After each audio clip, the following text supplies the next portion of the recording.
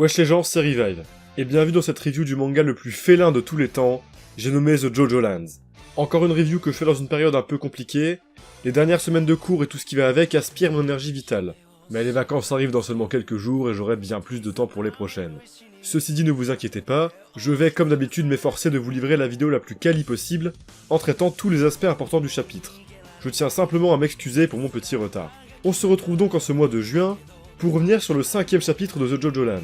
Nommé November Rain, tout simplement, il dépeint comme prévu la fin de la confrontation contre Rohan, de par l'arrivée de Jojo dans l'équation. Ceci dit, tout ne s'est pas passé comme prévu, et on se retrouve donc avec un chapitre plutôt intriguant, au déroulé carrément inattendu.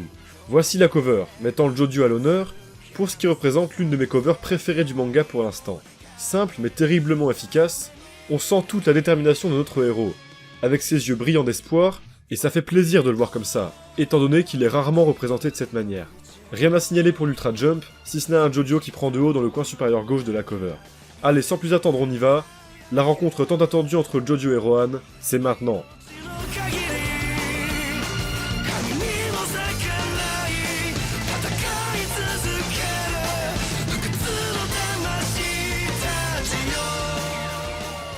Ce chapitre était bien plus dense et riche en informations que le précédent. On a du pain sur la planche. On reprend donc directement où on s'est arrêté, avec la victimisation complète de nos héros par Rohan, désormais presque tous ligotés. Rohan appelle les flics pour prévenir du cambriolage, une manière de faire bien rohanesque, certes, mais surtout une action plutôt logique, parce qu'il est de bon ton de rappeler que nos héros sont quand même de sales petits cons. Évidemment, on verra plus tard dans le chapitre qu'il se rétractera, mais ça m'a rappelé l'existence de la flic de la DIA du chapitre 2, que j'ai toujours bon espoir de revoir par la suite. Dragona cherchera à reprendre le diamant, mais rien à faire. Dès lors qu'il le mettra dans sa sacoche, il va instantanément se téléporter ailleurs. Vous prendrez un diamant quantique avec votre café, monsieur ? Les théories ont l'air de se confirmer. Dès lors que le diamant est confiné quelque part, il bouge. Maintenant, ce qui est bizarre, c'est que notre équipe arrivera finalement à le dérober à la fin du chapitre. Dragona aura peur de le prendre à cause de ses mauvaises expériences passées, et c'est donc Paco qui s'en chargera. Et malgré le fait qu'il soit confiné dans les mains de notre musculeux préféré, il ne s'en échappera pas. J'avais la dernière fois dit que ce diamant aux propriétés bizarres ne pouvait pas être du fait de Rohan, étant donné que Paco était trop éloigné au moment où il a perdu le diamant, et donc inatteignable par un Heavensdoor qui aurait pu écrire une condition du genre « je fais tomber le diamant ». Mais on peut prendre le problème autrement, et j'aurais carrément dû y penser. Rohan peut en effet avoir non pas écrit une action dans une personne, mais plutôt directement écrit dans le diamant au préalable un truc du genre « je ne peux être volé ». Avec cette théorie, il reste ceci dit un problème. Ce passage bizarre avec les billets volés par Paco.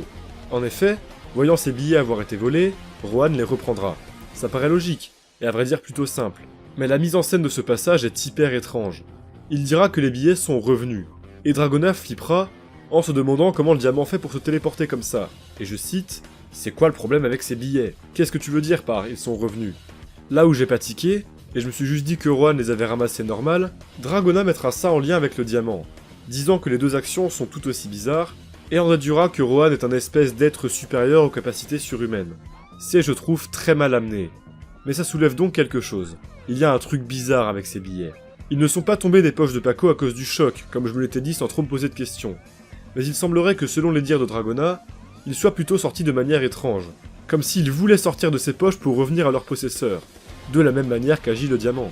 Pour essayer d'expliquer ça, autrement qu'avec une instruction posée avec Heavensdoor dans chacun des billets, quoique Rohan en serait capable, il va falloir que je revienne sur les rochers de lave. Évidemment, les rochers de lave sont l'un des 3 gros mystères actuels de The Jojo Lands, aux côtés du diamant et du, ou plutôt des, chats, sur lesquels je reviendrai, vous inquiétez pas. On aura une grosse avancée ici quant aux rochers de lave, puisque Jojo sera passé en scred pour récupérer les 2 exemplaires présents aux côtés du diamant du coffre, avant de venir maraver Rohan. Il en détruira un pour faire pression sur Rohan, afin qu'il n'appelle pas les flics, le menaçant de détruire le deuxième, si pour une quelconque raison, il ne pourrait pas rentrer à Hawaï. Il sait donc que ces morceaux de lave sont importants, plus que le diamant, et qu'il s'agit bel et bien de la véritable raison de la venue de Rohan ici. Voyant qu'il est dos au mur, Rohan n'a pas d'autre choix que de laisser le rocher à Jojo, mais lui dira de ne pas le lâcher, d'en accepter la responsabilité, de ne pas en parler aux personnes en qui il n'a pas confiance, de garder la tête haute et de gravir les échelons. Bref, c'est bel et bien un artefact puissant et convoité, capable de donner un certain pouvoir à quiconque le possède. Et ce pouvoir, Rohan le retranscrira en disant qu'en gardant ce rocher, il pourra devenir riche.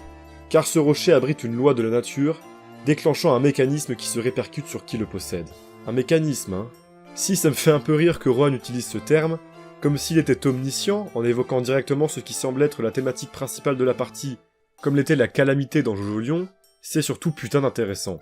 Et si garder ce rocher permettait d'attirer la chance à soi, pour enclencher des mécanismes permettant de devenir riche, le devenir riche pouvant bien sûr être concret, ou plus symbolique et thématique, comme vu dans les précédentes reviews.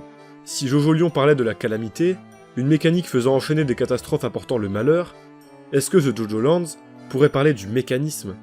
Mécanique faisant, au contraire, enchaîner des événements vertueux et chanceux pour apporter le bonheur. Pour en revenir à l'interrogation initiale quant au billet de Paco, j'aimerais m'arrêter sur la théorie d'un abonné, TFV, qui dit que si le diamant et les billets reviennent à Rohan constamment, c'est parce qu'il possède les rochers de lave, et donc que dans ce cas, ces rochers permettent de faire en sorte que Rohan ne puisse être volé. Et la raison de pourquoi le groupe arrive à prendre le diamant à la fin, ce serait pas parce que Rohan a annulé la condition avec Evansdor, mais simplement car désormais, c'est notre groupe qui possède le rocher. L'idée est intéressante, mais il y a cependant quelques failles. La première, je pense que Jojo est en possession du rocher depuis quelque temps, donc la chance devrait être de son côté, permettant au groupe de voler le diamant. Et la seconde, est-ce que ces rochers apportent de la chance pour une seule personne, celle qui les détient? Dans ce cas, le diamant devrait sortir des mains de Paco pour arriver vers Jojo, son possesseur. Il se peut cependant que le rocher sache que le fait que le groupe rapporte le diamant à Meryl Makey est bénéfique à long terme pour Jojo, et donc n'agisse pas dessus, c'est possible. Enfin, tout ça c'est hyper complexe et on part plutôt loin. Le principal à en retenir, c'est que ces rochers habitent un pouvoir encore inconnu, et sont liés à ce fameux mécanisme. On est aussi certain qu'ils font partie de quelque chose de plus grand, qu'ils sont liés à ces volcans qu'on a vus dans le chapitre 1, que Jojo et Dragona seront amenés à visiter. Reste à savoir en quoi ça consiste exactement. Je me demande aussi les objectifs de Rohan. Comment a-t-il appris leur existence? À quoi servent les expériences qu'il fait sur ce dernier dans sa maison? La grosse question que je me pose par rapport à ça, c'est pourquoi dans ce coffre se trouvent seulement 2 rochers. Ce coffre qui, je pense au final, représente simplement l'endroit où Rohan cache ses objets importants. Le diamant n'étant finalement qu'une partie de sa fortune, placé dans un endroit sûr, à côté de ces rochers n'ayant aucun rapport avec lui. Bref, qu'est-ce qui différencie ces 2 rochers-là de tous ceux de sa salle d'expérimentation? Leur provenance est différente? Ils sont le résultat d'expériences réussies? Dans ce cas, pourquoi il a autant peur quand Jojo en casse un? Ne pourrait-il simplement pas en recréer à partir de la base de tous ces autres? Tant de questions pour l'instant sans réponse. Mais l'enquête avance. Je vais terminer cette partie dure de la review en revenant sur le 3e et dernier gros point important du chapitre, et 3e gros mystère actuel. Je parle bien sûr de ces putains de chats. Car en effet, ils sont plusieurs. Pour l'instant, à part nous faire décrocher la mâchoire dans un instant de stupeur, en voyant la planche remplie de chats suivant notre groupe, planche qui fait son effet au demeurant, cette info ne fait pas avancer grand chose. Mis à part qu'il s'agit définitivement d'un stand et non d'un manieur animal. Je ne sais toujours pas comment ça fonctionne, ni à qui il appartient. Rohan est conscient de leur présence, et dira à notre groupe qu'ils sont suivis par ce mystérieux 3e parti. C'est d'ailleurs étrange qu'ils disent qu'il serait plus en sécurité capturé par lui-même qu'en train d'échapper à cet ennemi. Ça donne l'étrange impression qu'il sait qui il est. Ou alors il est juste souvent en proie à des attaques de manieur, cherchant à lui dérober son diamant ou ses rochers. Et il sait qu'il n'hésite pas à utiliser la violence, contrairement à lui, qui ne fait qu'appeler la police. Je vois donc 2 solutions concernant ces putains de chats. La première, c'est juste un manieur de stand random, petit délinquant de merde, ou faisant partie d'une organisation plus grande, cherchant à dérober le diamant à nos héros. Pour se faire de la thune, tout simplement. Et les prochains chapitres consisteront simplement à la fuite, et la confrontation avec ce stand et ce manieur, pour ramener le diamant à Meryl Makey. Et deuxième option, ce manieur n'en veut pas au diamant, mais bien au rocher de lave, et là, c'est plus grave. La fameuse théorie de Meryl Makey traîtresse peut aussi s'imbriquer dans les 2 solutions. Elle se serait servie de notre groupe pour dérober le diamant. Ou alors, plutôt les rochers, en sachant Jojo intelligent, qu'il se rendrait compte de leur nature et en garderait un pour lui. Le fait que Rohan demande à Jojo s'il peut faire confiance à ses amis fait un peu peur. Si ça se trouve, il a lu un truc sur un des membres avec Evansdor, et donc Meryl Makey aurait bien envoyé quelqu'un pour duper nos héros. Mais je n'y croirais jamais. Usagi n'est pas un traître, merde. Je penche en tout cas personnellement plus pour la première solution, le chat ayant plutôt l'air de protéger le diamant et non les rochers, sans quoi il s'en prendrait plutôt à Jojo. Mais à voir. Je suis en tout cas très curieux de voir ça. Je pense que ce sera le mystère le plus vite résolu en réalité. Allez, fini de parler de mystère et de se péter le crâne avec des théories sûrement foireuses quoique intéressantes, on va conclure cette vidéo en parlant personnages, stand, relations, mise en scène, dessin, bref, tout ce dont regorgeait aussi ce chapitre, et qui m'a régalé. A commencer par l'arrivée de Jodio. Exceptionnel. Il était évident qu'il allait se confronter à Rohan dans ce chapitre, et quelle scène mémorable. Son arrivée se traduira par une utilisation de November Rain hyper intéressante. En effet, il mouillera le tapis avec des gouttes de pluie simples, constituées d'eau aux propriétés habituelles, pour les faire devenir solides juste après, afin de détruire le parquet se trouvant juste en dessous, et ainsi faire tomber Rohan et le lacérer. Jodio peut donc changer la consistance et les propriétés de ses gouttes à volonté, et ce, en l'espace d'une milliseconde. Ça doit être super technique. Mais il a réussi, en se permettant en plus de taper la pose de manière incroyablement stylée. Et surtout, l'idée est excellente. November Rain devient de plus en plus intéressant au fil des chapitres. C'est sûr que c'était au début giga perturbant de voir un stand de Jojo n'utilisant pas ses points, et carrément basé sur une stratégie pure et plus complexe. Mais plus le temps passe, plus je suis fan de l'idée. C'est tout aussi perturbant de voir si peu ce stand. Il n'apparaît pas visuellement une seule seconde dans le chapitre, pas de pose stylée derrière son manieur donc, mais ce côté discret, imprévisible et constamment menaçant qu'un November Rain me plaît beaucoup. Genre là, l'arrivée soudaine de la pluie derrière Rohan, la montée en tension de son côté en se demandant qui est ce manieur qui l'attaque, comment il l'attaque, de par des plans à la tension palpable, pour au final se faire piéger soudainement et lacérer avec une violence folle, ça c'est de la mise en scène, bordel. Et je suis sûr qu'il y a moyen d'en tirer des utilisations incroyables. J'espère simplement que le stand ne sera pas bullshit, et que les règles seront clairement définies, mais j'ose y croire sans souci. Jodio est en tout cas exceptionnel dans ce chapitre. J'adore son côté fan de Rohan plein d'honneur, disant jusqu'au bout qu'il le respecte, que ses mangas le touchent, et que même s'il va le mener en bateau, il est hors de question que quiconque le touche. Et certainement pas ces débiles de Pako et Usagi. Je vous aime les gars. Jodio n'est pas qu'un petit con. C'est comme prévu un personnage plus complexe, touché par l'art, et ayant tout de même des valeurs, et j'en suis absolument ravi. Il a aussi à nouveau démontré son incroyable charisme, en dégageant une aura de leader de groupe plein de confiance incroyable, qui prend les devants pour la suite du plan, et qui est certain de ce qu'il fait. Un plan d'ailleurs hyper pertinent, intéressant, et plein de balls. Sérieux, le moment où il casse le rocher pour foutre un coup de pression à Rohan, quel pied. Il a bien remis Rohan à sa place. Lui qui avait pourtant maîtrisé tout le monde de manière nonchalante le mois dernier. Non vraiment, j'aime énormément Jodio, et il a véritablement crevé l'écran dans ce chapitre. Sûr de lui, audacieux, intelligent, ambitieux, tout en étant torturé au fond de lui, quel bonheur. Son côté un peu détaché du groupe me régale aussi à un point pas possible. Il y a une vibe un peu similaire à Giorno, il a son propre objectif, et ça se voit. Le deuxième personnage à crever l'écran dans ce chapitre, c'est bien sûr Rohan. Ça fait un bien fou de retrouver tous les aspects de sa personnalité qui font qu'on l'adore, notamment sa légendaire arrogance, le moment où il annonce les prénoms de tous les membres suivis de « Vous êtes poursuivis », quel flow, quelle prestance, ou encore les fameuses phrases à base de « Moi, Rohan, forcé à faire un deal », qui régale toujours autant.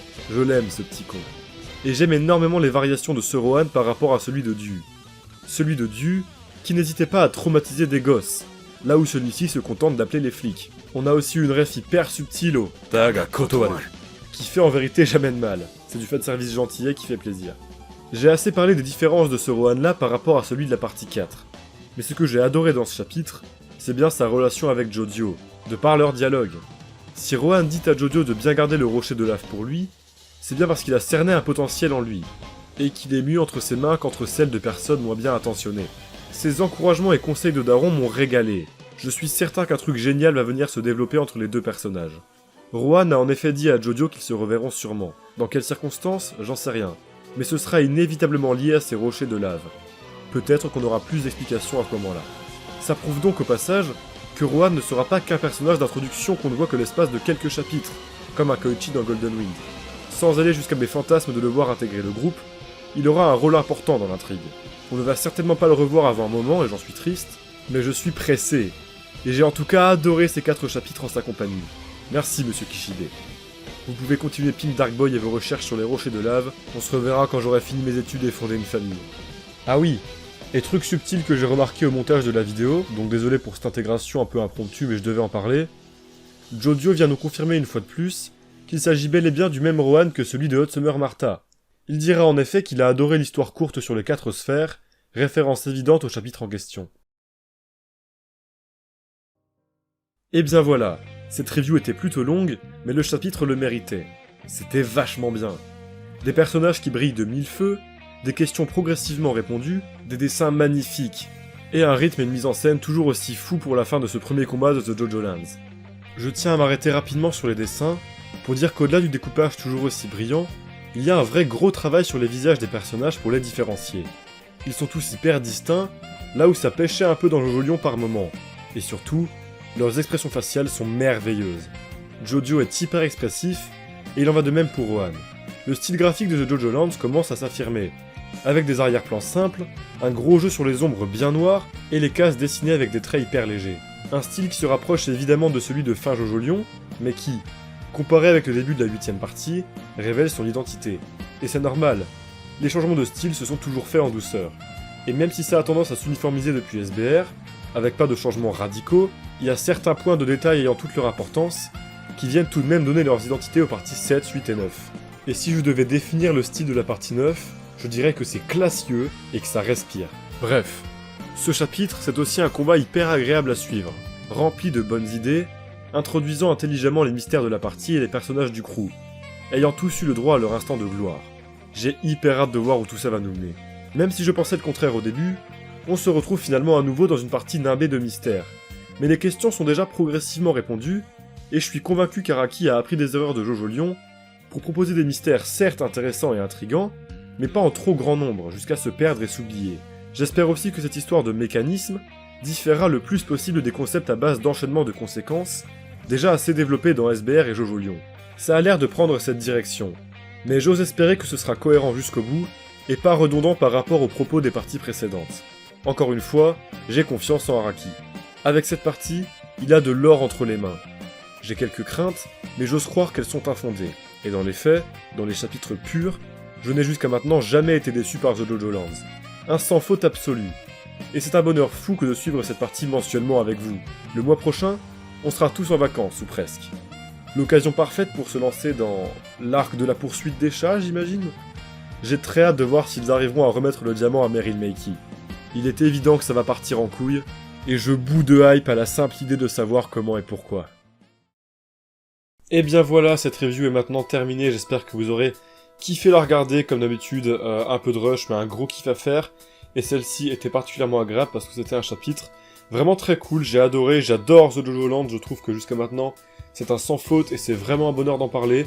Je fais plein de théories à droite à gauche, on sait bien qu'au final, la plupart seront fausses, parce qu'Araki sait nous surprendre, et c'est en ça que c'est intéressant.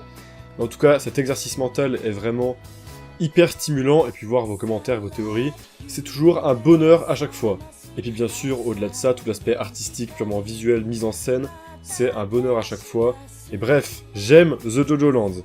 Si la review vous a plu, n'hésitez pas à mettre un like, à mettre un commentaire pour dire ce que vous en avez pensé, ou ce que vous avez pensé du chapitre, évidemment, avec toutes vos théories, ce qui vous a plu, ce qui vous a déplu, vos attentes pour la suite, pourquoi pas. Et bien sûr, à partager la vidéo, c'est le plus important, et ça m'aide vraiment énormément. N'oubliez pas que vous pouvez rejoindre la chaîne pour rejoindre donc tous les donateurs qui ont accès à certaines vidéos en avance, et que je remercie à la fin de chacune de ces reviews. Vous me régalez les gars, et c'est toujours un énorme bonheur de vous avoir. Donc merci à vous qui regardez la vidéo, qui vous la partagez. Merci tout court, et je vous souhaite donc de superbes grandes vacances d'été qui arrivent pour beaucoup d'entre nous, que vous les passiez à travailler, à jouer, à sortir, à faire ce que vous voulez. Ça sera un kiff, et puis j'espère que ça se passera le mieux possible pour vous. Profitez, et n'oubliez pas que The JoJo Land, c'est quand même vachement bien, bordel.